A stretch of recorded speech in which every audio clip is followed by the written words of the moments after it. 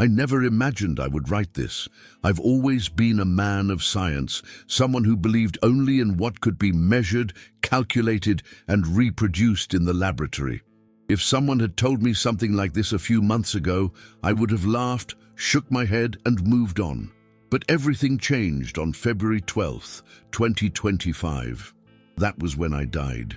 My name is Martin Hayes. I am a geophysicist, and I have dedicated my life to exploring the mysteries of our planet with a skeptical, methodical mind. I was never religious, never believed in anything beyond what could be proven, but in the brief instant that I left this world, I saw something I will never forget. Something that forever changed the way I view reality. If you are reading this, you may or may not believe it, but I need to tell you what happened. Because what is coming is far greater than any of us can imagine.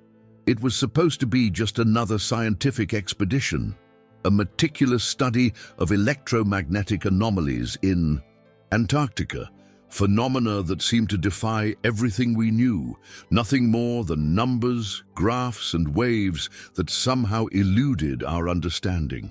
But as the days passed, I realized we were dealing with something very different from what we had predicted. The radios began picking up sounds that should not have been there, whispers, static, incomplete phrases spoken on a frequency that no one could trace. The equipment failed for no apparent reason, as if an invisible force was draining the energy from everything around us. But the worst was the feeling, a presence, as if something or someone were watching us beneath that eternal ice. On February 12th, everything spiraled out of control. The plan was simple: use our drilling system to access deeper layers of ice and obtain samples. But as soon as the drill reached a certain depth, something unexpected happened. The sensors went haywire, and the monitors were flooded with a series of impossible readings. Amid the chaos, I felt a strange vibration under my feet. At first, I thought it was an illusion. The Antarctic ice is unstable, and minor tremors are not uncommon. But then, the ground actually gave way. I barely had time to react. A deafening boom echoed through the freezing air, and before I could understand what was happening, everything collapsed beneath me. Time seemed to slow as I plummeted into darkness. The cutting wind tore at my skin, and the echo of my own fall seemed to multiply around me. My body crashed brutally against a ledge of ice before continuing its descent. And then everything went dark. Dying was not as I had imagined. I always thought death was an instant, a sudden blackout, an abrupt interruption of consciousness. But in that moment, something strange happened. I was there, standing, looking at my own body stretched out on the ice. I felt no pain, no fear, no panic, only an absolute calm, as if I had been freed from something I didn't even know was holding me back. Time seemed non-existent. I saw my lifeless limbs, the grotesque position my body had assumed after the fall, yet that no longer felt like me. I looked around, expecting to see the absolute darkness of an underground cave, but I realized that a light was beginning to form around me. It was unlike anything I had ever seen before, not merely brightness, but a presence. Something was calling to me, something that did not belong to this world. The light did not come from a single point. It wasn't like a flashlight or a spotlight. It simply was there, expanding, filling everything around me, yet without blinding me. I tried to move, but soon I realized that there was no longer a body to control. I was merely consciousness, a thought floating in that strange space. Then I felt something entirely new. It was neither warmth nor cold. It was as if a wave of understanding was pouring over me, something impossible to put into words. I knew I was no longer in the world as I had known it, and for the first time in my life, I realized how little I truly knew. I spent years searching for answers in geophysics, believing that the Earth was a system governed by immutable, predictable laws. But there, in that state, I understood that there was something far beyond what any equation could explain. That's when I realized I was not alone. At first, it was just a feeling, as if someone were there, watching yet not imposing. Then the presence became stronger. I did not see a face, nor did I hear a voice, but something within me knew. An absolute certainty took hold of my being. I was in the presence of something greater, something that humanity had spent millennia trying to understand. It wasn't a beam of light, nor an amorphous entity. It was someone who knew me better than I knew myself. Every thought, every doubt, every part of my existence seemed laid bare before that presence. And for the first time, I felt something I had never experienced before, an absolute peace, a pure understanding, but at the same time, something told me that this was only the beginning. The presence became more distinct. I still did not see a face, but the sensation was overwhelming. It was like standing before something infinitely greater than myself, yet without fear. On the contrary, it was as if every cell, or whatever it was that I had become in that state, was enveloped by an absolute certainty that I was exactly where I was meant to be. Then, something changed. The environment around me began to expand, or perhaps it was my perception opening up to something that had always been there.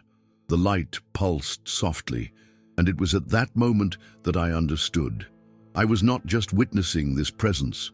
I was face to face with Jesus Christ, not because someone told me so, not because a voice announced it, but because I knew. It was as if, in a single instant, all the truth of the universe was revealed to me. I had spent my life believing only in what science could prove, but there, before him, I understood that the truth had always been far beyond numbers, theories, and formulas. I wanted to ask so many things. I wanted to understand why I was there, what it all meant, but I didn't need to speak a word. The answers came before the questions even formed in my mind. It was then that he showed me something. It wasn't a vision in the traditional sense, like a screen projecting images. I experienced it. I was there, as if I had been transported to another time, another space. I saw Antarctica, but not as we know it today. The ice was not just ice. What lies beneath those layers is not a simple geological record. I saw immense cyclopean structures buried under kilometers of ice. But the most terrifying wasn't what was there. It was what was locked away within it. I understood, without a single word being spoken, that the ice was not merely a natural phenomenon. It was a seal placed there for a purpose far greater than any scientific theory could ever conceive. The revelation was so overwhelming that if I was still in a physical body, I would have been left breathless. Everything I thought I knew about the Earth, about the history of humanity, was wrong. The Antarctic ice was not just a natural phenomenon millions of years old. It was a barrier, something placed there deliberately, something that should not be touched. I saw as if I were floating above the continent, observing from an impossible perspective. Beneath that vast white expanse, buried in its depths, there was something alive, not in the biological sense we understand, but a presence that radiated a terrible energy. It was ancient beyond measure, and it was imprisoned there, not by accident, not by nature, but by a force far greater. I saw when humanity, driven by curiosity and the desire for discovery, began to approach this secret. I saw world leaders, scientists, entire organizations involved in something they did not fully comprehend. They believed they were on the brink of the greatest discovery in history, but in reality, they were about to unleash something that should have remained forgotten. That's when I understood the true danger. I saw the future, not as a vague premonition, but as if I were present in it. As if every fiber of my consciousness were being transported to witness what was to come. At first it seemed like something grand. I saw headlines in newspapers around the world announcing the discovery of a lost civilization beneath the ice. of Antarctica. I saw scientists celebrating, speeches proclaiming that this revelation would change everything we know about our origins. But then, I saw beyond the surface. I saw what they were not saying. The creatures they found, they were not our ancestors. They were not benevolent guides from a lost era. They were prisoners, beings that had been sealed away for a reason. And the most frightening part? They would not have to force their way out. Humanity would open the doors voluntarily, convinced that it was in the presence of its creators, of something that could lead them to enlightenment. And when they realized the truth, it would already be too late. Their strategy was brilliant, frighteningly brilliant. They did not need to conquer humanity by force, nor did they need to reveal themselves as dark entities. They would come as saviors. I saw how it would all happen. First, the world would be introduced to this supposed lost civilization, and scientists would announce that the discoveries beneath the ice defied everything we knew about the origin of humanity. New texts, engravings, and records would be found, telling a story different from the one we know. A story in which these beings had always been here, where they had guided us from the very beginning, where we had forgotten them, and not the other way around. Humanity, thirsty for answers and tired of uncertainties, would embrace this version of history without hesitation. And then, the second phase would come. They would offer knowledge, technology far beyond anything we could imagine, cures for diseases that have plagued us for centuries, answers to dilemmas that seemed unsolvable. All of this, of course, with one condition: trust in them. Accept what they had to offer, abandon old beliefs and accept this new truth. And then I felt something even worse than fear, a deep pain, as if my very being were shattering, because I understood that most people would accept without questioning the promise of a future without pain, without suffering, without limits. Who would refuse? I saw world leaders shaking hands. I saw crowds celebrating in the streets. I even saw those who had once been skeptical surrendering to what appeared to be the greatest revelation in the history of humanity. But then I saw the price. That evolution they were offering was not a gift. It was a contract, something that would forever break the connection between humans and God, an irreversible change. They were not merely offering a technological leap, but an upgrade of existence itself, a modification that would alter what it means to be human at its very core. I saw humanity accepting it. I saw people celebrating this new era. And I saw when they realized, too late, that something inside them had vanished forever. I tried to push the vision away, tried to reject what I was seeing, but it was as if I were trapped within it, forced to witness every detail. I saw those who accepted the evolution beginning to change.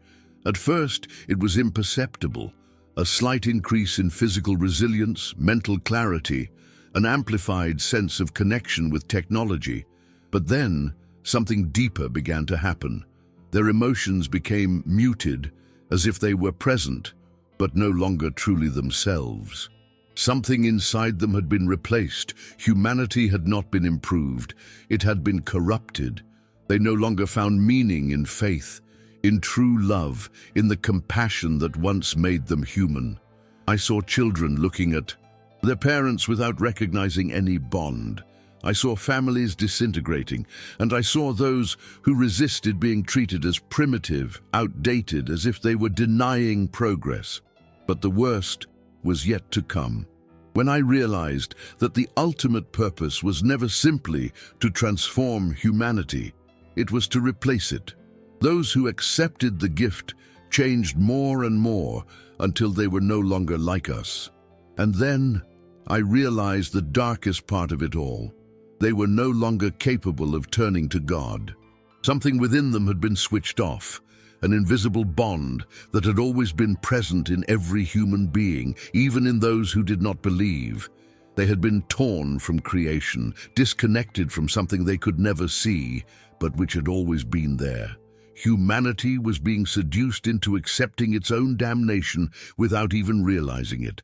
And those who refused, I saw what happened to them. At first, they were simply isolated. Then, they were persecuted and finally eliminated. But not by brute force. It was simply the logic that they no longer belonged to this new world. They were a threat to the promised perfection, and one by one they were eradicated without resistance. No one cried, no one protested, because those who remained were no longer capable of feeling that loss. I wanted to scream. I wanted to wake from that vision, to deny everything I was seeing. But the truth was overwhelming, crushing. It was not a dream. It was not a metaphor. It was real. I was witnessing the future being prepared, a future that humanity would accept without realizing the trap. And then something inside me broke.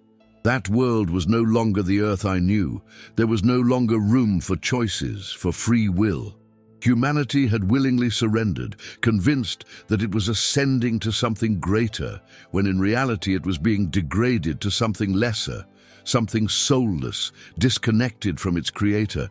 The battle was never about territory, never about war between nations. It was always spiritual. It was always about deceiving, seducing, and destroying from within, so subtly that no one would notice until it was too late. It was at that moment that I returned to his presence. I did not need to ask anything, because everything inside me already knew the answer. What was sealed beneath the ice was not an ancient civilization, nor were they our creators. It was something that should never have been set free, something that had been imprisoned even before the history of humanity was written. The ice was not merely a geological layer, it was a seal, a confinement imposed by forces far beyond our comprehension. But now, those who govern this world were about to break it, and there was nothing that could be done to stop it. The plan was already underway. The question now was no longer how to avoid it. It was, who will be prepared for what is coming? I wanted to do something, to alert, to prevent it from happening.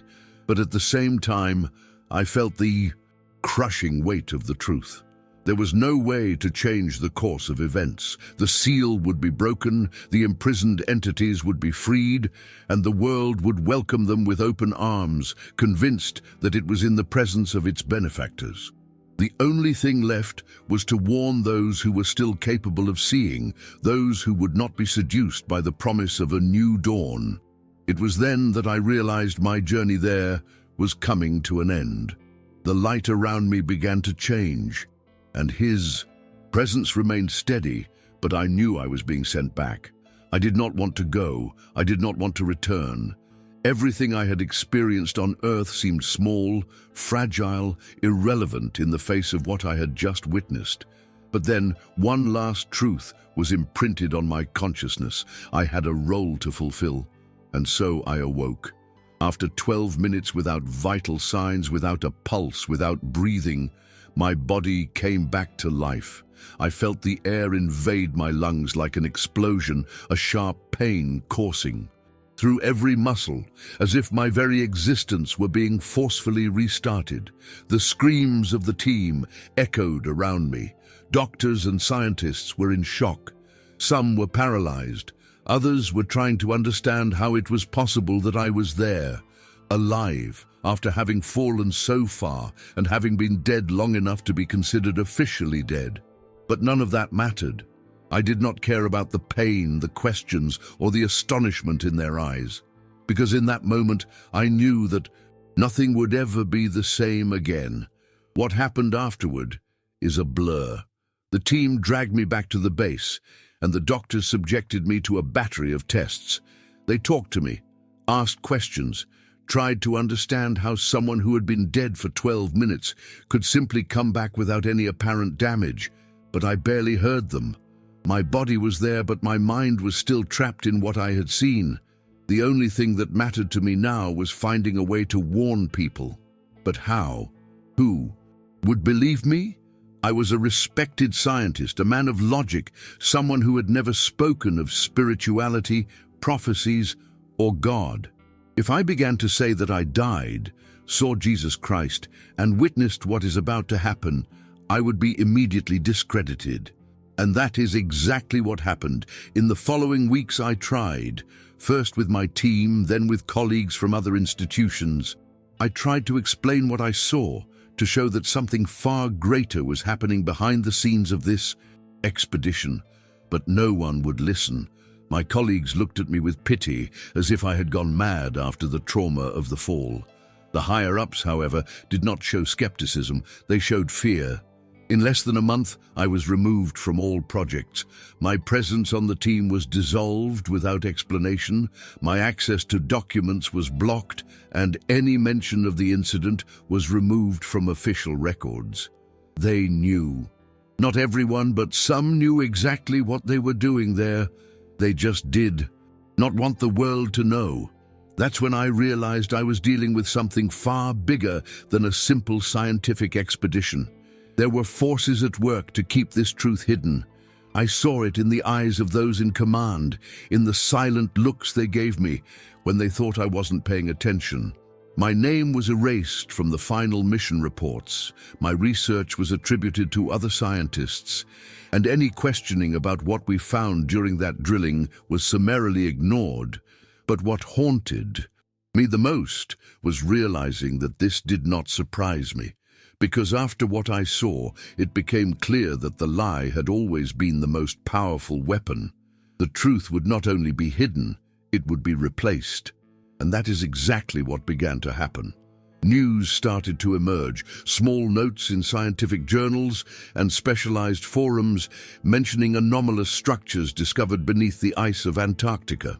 Vague reports spoke of a possible lost civilization, something that could rewrite the history of humanity. I read every word with a knot in my stomach, because I knew what would come next. First, they would make people familiar with the idea.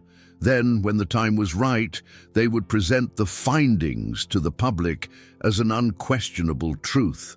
And when the world accepted it as fact, then the second part of the plan would begin: the contact, the communication, and finally, the offering of the ultimate gift, the promise of a new tomorrow, of a transformed humanity. I already knew how this story would end. I had seen it, and that terrified me. I tried to warn in every way I could. I contacted trusted colleagues, sent anonymous messages to journalists, tried to infiltrate the truth into articles and discussion forums. But it was like shouting in the midst of a hurricane. No one wanted to listen. Those who knew me tried to convince me that I was paranoid, that the trauma of clinical death had affected me. But it wasn't just that. Someone was silencing this information before it could spread. And I knew that if I persisted too much, it wouldn't be long before they silenced me too. I had seen it happen before. Scientists disappearing without explanation, researchers being discredited, information being buried. They didn't need to erase the truth. They just needed to make sure no one believed it. So I did the only thing I could. I waited. I knew the time would come, that the moment of the great announcement was approaching. And when it happened, I would have my chance. If I couldn't prevent what was coming, at least I could warn those who wanted to listen. The truth is that not everyone will be deceived. Some will feel, even without understanding why, that something is amiss, that this great revelation is not what it seems, and those people will need answers.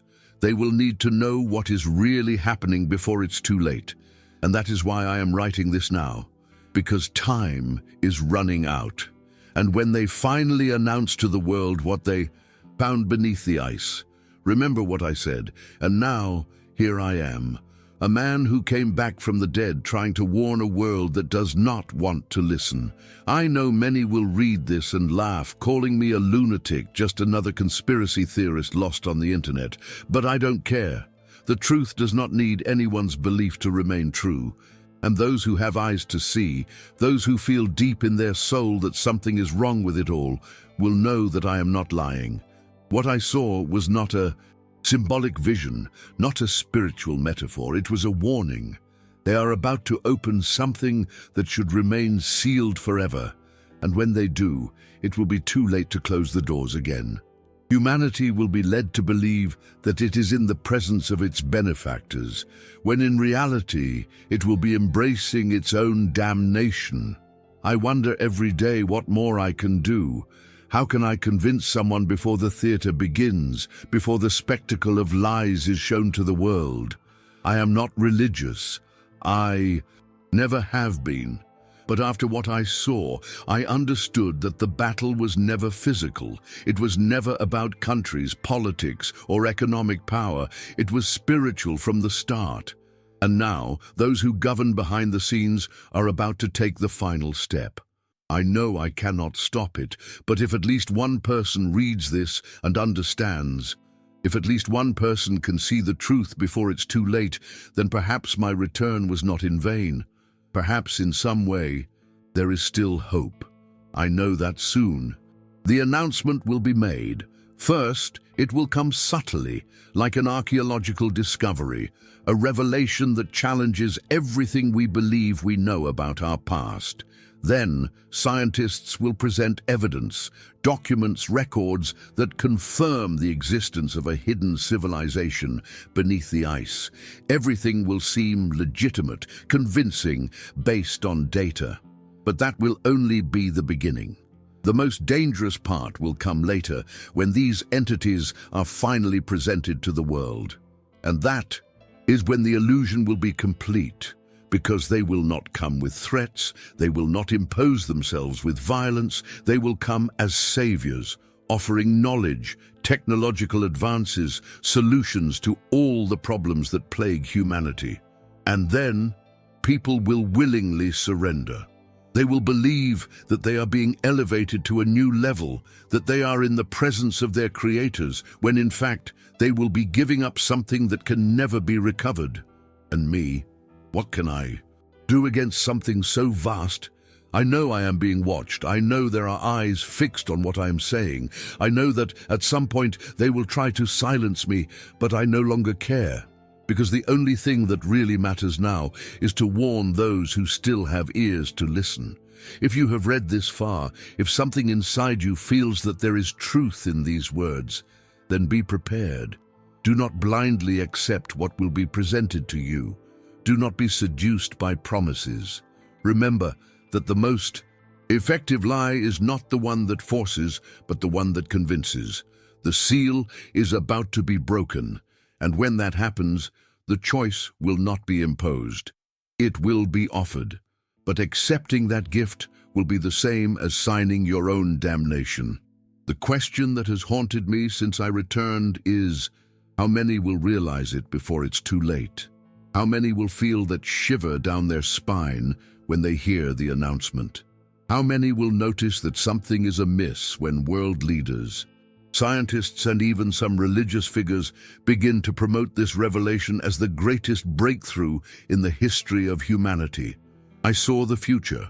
I saw ecstatic crowds surrendered to the promise of a new world, accepting without hesitation what was being offered.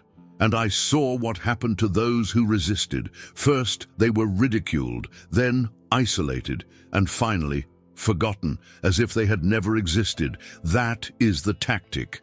They don't need to force anyone. They just need to ensure that those who see the truth are silenced before they can warn others.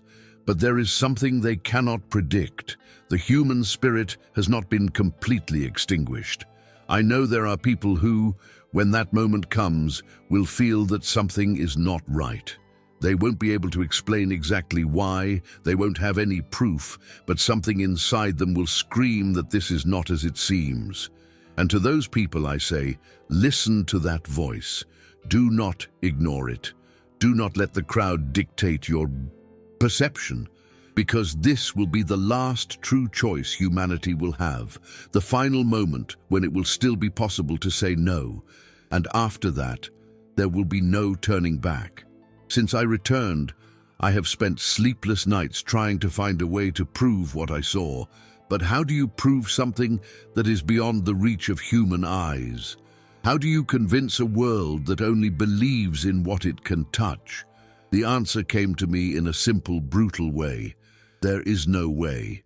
The truth cannot be imposed. Each one must see it for themselves, and that is what they know. They are not worried about those who try to warn. They know that most people do not want to listen. The truth has always been uncomfortable, always been a burden for those who prefer a comfortable illusion. Yet there still exists a small part of humanity that resists, a part that, when hearing the right words at the right time, will awaken. And perhaps it is for those people that I returned. Perhaps my experience was not a mistake or an accident, but a calling. One final warning before the gears begin to turn too fast to be stopped. Because there is no longer any way to prevent what is coming. The seal will be broken, the lie will be spread, the choice will be offered. But if at least one person can see through the illusion, then there is still hope. There is still time for those who wish to see. I do not know how long I will be able to speak about this before these words are forgotten, erased, or distorted. But I know that once you have read them, something inside you will have changed. Perhaps you will ignore them, perhaps try to forget, perhaps try to rationalize by saying it is just a story, a delusion of a man who faced death and returned different. But if, at some point deep in your mind, this warning persists, then listen. I am not asking you to believe me. I am asking you to pay attention to the signs, to the messages, to the way things will happen. The truth will not come explicitly. It will always be in what is left unsaid. And when the day comes, when the headlines scream the greatest discovery in history, when world leaders speak of a new era, when crowds celebrate a future without pain or limits, remember this warning. The seal will be broken, and you will have a choice to make. It will not be an easy decision, because it will not even seem like a decision. But it will be the last real choice you will ever have. And when everything seems too good to be true, it will be because it isn't. I know that for many, all of this will seem absurd. I know I will be ridiculed, ignored, dismissed as just another lunatic trying to spread chaos, and that's fine. I'm not trying to convince anyone. My purpose here is not to debate, prove, or force anyone to believe. I am simply leaving this warning because I know that when the time comes, there will be those who remember these words. I cannot stop what is coming. I cannot fight against something so immense. But if even one person sees the truth before it is too late, then perhaps all of this will have been worth it. I died on February 12th, 2025. I returned because there was something that needed to be said. Now, my part is done. The rest depends on you.